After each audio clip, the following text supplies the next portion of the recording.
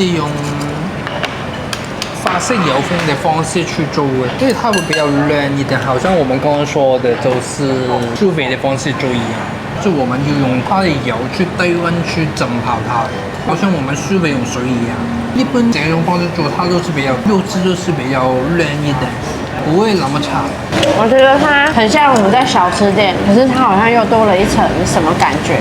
它的小黄瓜比较酸，小黄瓜很酸，那它可能是腌黄瓜，应该是。你眉头紧锁，不是它酸到让你眉头紧锁。我觉得是清爽的，它是清爽。像我觉得像今天天气这么热，吃这一道小菜超棒。对，